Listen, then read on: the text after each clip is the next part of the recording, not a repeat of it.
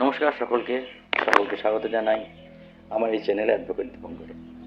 আজকে যে বিষয় নিয়ে আমি ভিডিওটি করতে যাচ্ছি সেই বিষয়টি আপনারা বলবেন না, কখনোই ভাববেন না যে আমি পুরুষতান্ত্রিকভাবে কথাটা বলছি।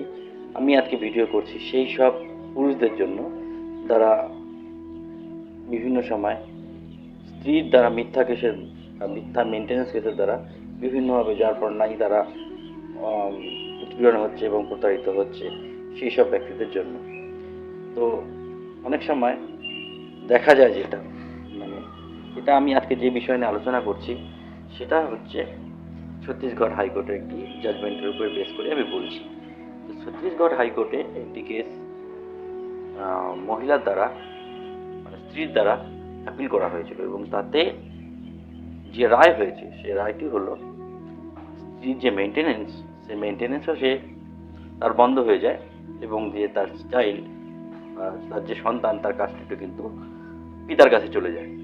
এবার এখানে যে ট্রিকটা খাটিয়েছিল হাজব্যান্ড বা যে পদ্ধতিটা অবলম্বন করেছিল সেই পদ্ধতির ব্যাপারে কিন্তু আমি আজকে আপনাদেরকে ইনফরমেশনটা দিচ্ছি। নিচের কোর্টে, যেহেতু মেনটেনেন্স বা ডোমেস্টিক ভায়োলেন্সের কেস নিচের কোর্টে হয়, নিচের কোর্টে কিন্তু জাজমেন্টটা হয়েছিল। জাজমেন্টের বলা হয়েছিল যে বাচ্চার কাস্টাডি বাবার কাছে তাও দিতে হবে বা হাজব্যান্ডের কাছে দিতে হবে এবং স্ত্রী যে মেনটেনেন্সটা পাচ্ছে বা মেনটেনেন্সে ক্লেম করছে সেটা মেনটেনেন্সটা সে পাবে না। কেন এই জিনিসটা হলো সেই জিনিসটা নিয়ে কিন্তু আমি আজকে আলোচনা করব। তো ভিডিওটাকে আগে বাড়ার আগে ভিডিওটি নিয়ে তাহলে আপনাদেরকে আমি একটা জিনিস বলে নিই, যেটা যে আপনারা অনেকেই আমার ভিডিও দেখছেন, সাবস্ক্রাইবও করছেন, কিন্তু পুরো ভিডিওটা দেখছেন না। কিন্তু পুরো ভিডিও না দেখলে কিন্তু আপনাদের কোনো রকম কোনো কাজে আসবে না। আমি তাই অনুরোধ করবো আপনাদের কাছে যে পুরো ভিডিওটা দেখার চেষ্টা করবেন। পুরো ভিডিওটা দেখলে পরে কিন্তু আপনাদের বুঝতে সুবিধা হবে এবং আপনাদের যে আইনি জটিলতার জন্য সমস্যায় পড়তে সেই সমস্যায় কিন্তু আপনাদের পড়তে হবে। তো নিচের কোর্টে, ছত্তিশগড়ের নিচে মানে ম্যাজিস্ট্রেট কোর্টে একটা ডোমেস্টিক মামলা ফাইল হয়। তাতে কিন্তু স্ত্রী যে বক্তব্য রাখে বা অ্যাপ্লিকেশন করে তাতে লেখা হয় তার হাজব্যান্ড 15,000 টাকা মাসিক ইনকাম করে এবং ভাড়া বাবদ আরও 15,000 টাকা সে ইনকাম করে, মানে মাসে 30,000 টাকা সে ইনকাম করে। সেই ইনকামের উপরে ডিপেন্ড করেই সে কিন্তু একটা ক্লেম করে যে তার সন্তান এবং তার নিজের জন্য মেনটেন্যান্সের জন্য ক্লেম করে এবং সে নিজেও এই একটা হলফনামা দেয় যে সে কিন্তু কোনো রকম ইনকাম করে না, মানে সে বেকার। এখানে হাজব্যান্ড কি করে, হাজব্যান্ড এখানে 21 মানে ডোমেস্টিক ভায়োলেন্সের যেহেতু মামলাটা ফাইল হয়েছিল, সেকশন 21 অফ ডোমেস্টিক ভায়োলেন্স অ্যাক্টে অ্যাপ্লিকেশন একটি করে এবং তাতে সে বাচ্চার কাস্টাডি চায় এবং কোর্টের কাছে বলে যেহেতু স্ত্রী বেকার এবং উপার্জন অক্ষম, সেক্ষেত্রে স্ত্রী যেহেতু বলছে যে হাজব্যান্ড মাসে 30,000 টাকা কামাই করে, সেক্ষেত্রে তার সন্তানের লালন পালন সে ভালো করতে পারবে এবং এই অ্যাপ্লিকেশনের পরে কিন্তু কোর্ট, মানে নিচের যে কোর্ট ম্যাজিস্ট্রেট কোর্ট, সেখানে কিন্তু হাজব্যান্ডকে বাচ্চার কাস্টাডি দেওয়া হয়। এবং এর আগের যে পর্যায়টা, এর আগের পর্যায়ে যেহেতু স্ত্রী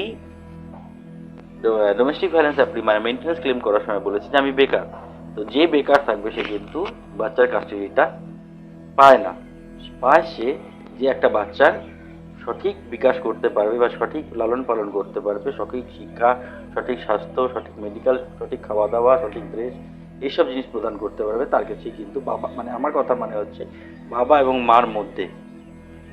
মার মধ্যে কে কাস্টাডি পাবে বাচ্চা সেটা ডিপেন্ড করে। এবং যেহেতু এর ডোমেস্টিক ভায়োলেন্সের মধ্যে পড়েছিল এবং ডোমেস্টিক ভায়োলেন্সের নিষ্পত্তিটা একটু তাড়াতাড়ি হয়, যার জন্য কিন্তু এই কেসটার ব্যাপারে আমি বলছি যে আপনারা আপনাদের স্ত্রীর থেকে যেসব ফেক বা ফলস ডোমেস্টিক ভায়োলেন্স বা মেনটেন্যান্স কেস হচ্ছে, সেক্ষেত্রে কিন্তু আপনারা এই ট্রিকটা ইউজ করতে পারেন যে আপনার কাছে যখন মেনটেন্যান্স ক্লেম করছে আপনি কিন্তু বাচ্চার কাস্টাডি চেয়ে নিতে পারছেন। এই ব্যাপারটা কিন্তু মানে এই পদ্ধতিটা অবলম্বন করতে পারে তারাই যাদের কিন্তু সন্তানাদি আছে বর্তমান বা তাদের মধ্যে কেস চলছে, যাদের কেস হয়নি তারা কিন্তু করতে পারে। তাদের জন্য অন্যান্য প্রভিশন আছে গার্জিয়ানশিপ অ্যান্ড ওয়ার্ডস অ্যাক্টে বা সেকশন 6 অফ হিন্দু ম্যারেজ অ্যাক্টে তারা কিন্তু ক্লেম করতে পারে।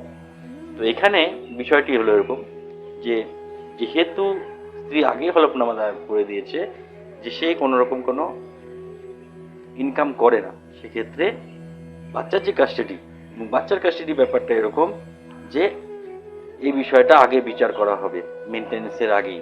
তো সেক্ষেত্রে এই যে পদ্ধতিটা অবলম্বন করেছে হাজবেন্ড, সেটা যথেষ্ট বুদ্ধিমানের মতন অবলম্বন করেছেন, এবং সেই বুদ্ধিমানের মতন অবলম্বন করার জন্যই কিন্তু আমি যে ছত্তিশগড়ের হাইকোর্টে যে কেসটা সম্বন্ধে বলছি, সেই কেসটাতে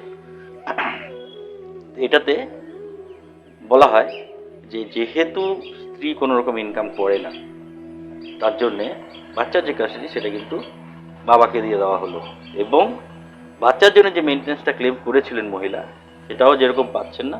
তার সঙ্গে যেহেতু কাস্টাডি যে ফাইল করে অ্যাপ্লিকেশনটা হাজবেন্ডের দ্বারা, সেক্ষেত্রে মানে সেখানে স্ত্রী কিন্তু বলে যে না আমি উপার্জন করতে পারি বা উপার্জন করি, তাহলে কি হচ্ছে, দুটা ভাইস ভার্সা, দুইটা কন্ট্রাডিক্টরি মন্তব্য হয়ে যাচ্ছে স্ত্রীর ক্ষেত্রে, যার জন্য কিন্তু স্ত্রীর যে মেনটেন্যান্সটা সেটাও কিন্তু সে পায় না, এবং ম্যাজিস্ট্রেট কোর্ট, নিচের যে আদালত, সেই ম্যাজিস্ট্রেট কোর্টেও কিন্তু তার মেনটেন্যান্সটাকে ক্যান্সেল করা দেওয়া হয়, এবং এই রায়ের বিরুদ্ধে সে হাইকোর্টে চলে যায়, মানে স্ত্রী হাইকোর্টে চলে যায়, ছত্তিশগড় হাইকোর্টে। হাইকোর্টেও কিন্তু এই রায়টাকে, নিচের কোর্টের রায়টাকে বহাল রাখে।